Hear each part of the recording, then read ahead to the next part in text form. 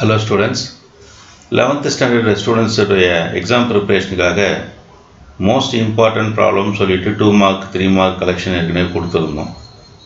So அவ்வளோ ப்ராப்ளத்தையும் பார்க்கறதுக்கு சில பேர் ரொம்ப ஃபீல் பண்ணுவீங்க. சார் எனக்கு அவ்வளோ ப்ராப்ளத்தையும் பார்க்கறதுக்கு என்னால் முடியல, நான் ஒரு 50 மார்க்ஸ் வரைக்கும் 60 மார்க்ஸ் வரைக்கும் வாங்கணும் போதும் அப்படின்ற மாதிரி ஒரு ஃபீலிங்கில் இருக்கேன் சார் அப்படின்னு சொல்கிறவங்களுக்கு இது வரைக்கும் அதாவது பப்ளிக் எக்ஸாமில் கேட்டால் எல்லா கொஷின்ஸையும் சாப்டர் வைஸ் இங்கே நம்ம கலெக்ட் பண்ணி கொடுத்துருக்குறேன். ஸோ அட்லீஸ்ட் இந்த கொஷின்ஸையாச்சும் நம்ம தரவாக பார்த்துட்டு போனோம்னா நிச்சயமாக இதுலேருந்து நம்ம ஓரளவுக்கு நீங்கள் எதிர்பார்க்கக்கூடிய மார்க்கு ஒரு 50 மார்க்ஸோ 60 மார்க்ஸோ வரதுக்கான வாய்ப்புகள் இருக்குது.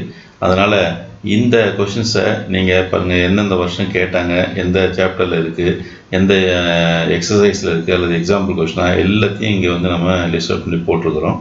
இதை நீங்கள் இந்த ப்ராப்ளங்களையாச்சும் தரவாக பார்த்தீங்கன்னு சொன்னால் உங்களுக்கு மேத்ஸில் இருக்கக்கூடிய அந்த எக்ஸாம் ஃபியர் போயிடும்.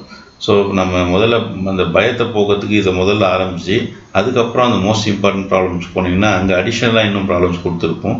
ஸோ அப்போ இந்த ஃபஸ்ட் லெவலில் நம்ம இந்த பப்ளிக் எக்ஸாம் கொஷின்ஸை ஒர்க் அவுட் பண்ணி பார்க்கும்போது ஒவ்வொரு யூனிட்லேயும் எந்தெந்த சாப்டரில் எந்த இடத்துல எந்த எக்ஸசைஸில் கொஷின்ஸ் அதிகமாக கேட்டிருக்காங்க, அப்போ நம்ம எதை பார்க்கணுன்ற ஒரு ஐடியா வந்துடும் உங்களுக்கு.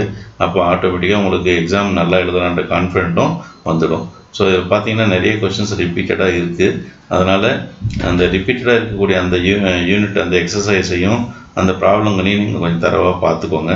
பார்த்தீங்கன்னு சொன்னால் 5 மார்க் கொஷின்ஸு நிறைய ரிப்பீட்டாக இருக்குது. ஸோ அப்போ முதல்ல அந்த 5 மார்க் கொஷின்ஸ் எல்லாம் ஒர்க் அவுட் பண்ணிங்கனாவே உங்களுக்கு நீங்கள் ஏறக்குறைய ஒரு 30 மார்க்ஸ் வரைக்கும் இதில் வரதுக்கான வாய்ப்புகள் இருக்குது. மற்றபடி இந்த 2 மார்க் 3 மார்க் கொஷின்ஸ் எல்லாம் சிம்பிள் கொஷின்ஸாக தான் கேட்டுருக்குறாங்க. அதையும் நீங்கள் என்ன பண்ணலாம், ஒரு முறை ஒர்க் அவுட் பண்ணி பார்த்துக்கலாம். ஸோ இப்போ இந்த ஒவ்வொரு சாப்டர்லேயும் என்னென்ன கொஷின் கொடுத்துருக்கோமோ அதெல்லாம் நீங்கள் ஒரு இதை ஏற்கனவே பார்த்துருந்தாலும் உங்கள் சார்லாம் சொல்லியிருப்பாங்க, டீச்சர் சொல்லியிருப்பாங்க, நிறைய எக்ஸாம் எழுதியிருக்கீங்க. ஸோ அதிலெல்லாம் வந்த கொஷின்ஸும் இதில் ரிப்பீட்டாக இருக்கும். ஸோ எந்த மாதிரியான கொஷின்ஸை நம்ம போடணும் அப்படின்னு பார்த்துட்டு 5 மார்க்கு நீங்கள் ஒரு செலெக்ஷன் பண்ணிக்கோங்க. 2 மார்க் 3 மார்க்கில் சில சாப்டர்ஸ் எல்லாம் ஈஸியாக இருக்கும், அதெல்லாம் நீங்கள் ஒர்க் அவுட் பண்ணி பார்த்துக்கோங்க. எந்த சாப்டர் ஈஸி எந்த சாப்டர் டஃப்னு நான் சொல்ல வரல. ஸோ ஏன்னா உங்களுக்கு ஒவ்வொருத்தருக்கும் ஒவ்வொரு மாதிரியான ஈஸினஸும் டஃப்னஸும் இருக்கும்.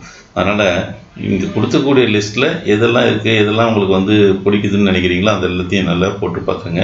மினிமம் பாஸ் பண்ணணும்னு நினைக்கிறவங்க ஒரு குறிப்பிட்ட சில சாப்டர்ஸ்லாம் எடுத்துக்கலாம். பார்த்திங்கன்னா இந்த 12th சாப்டர்லாம் தொடர்ந்து ஒரு 5 மார்க் கொஸ்டின் கேட்டே வராங்க. இந்த 12.4லலாம் அதே மாதிரி வெக்டரில் கொஷின்ஸ் இருக்குது, மேட்ரிசஸ் டிட்டர்மினன்ஸில் கொஷின்ஸ் இருக்குது இல்லையா. அதெல்லாம் அந்த மாதிரியான டாபிக் செலக்ட் பண்ணி நீங்கள் கொஞ்சம் பார்த்துக்கோங்க. நிச்சயமாக உங்களுக்கு நல்ல மார்க் கிடைக்கும். பயப்படாமல் தைரியமாக போய் எக்ஸாம் எழுதுங்க. இந்த பப்ளிக் கொஷின்ஸை நீங்கள் தரவாக பார்த்துருங்க. தேங்க்யூ.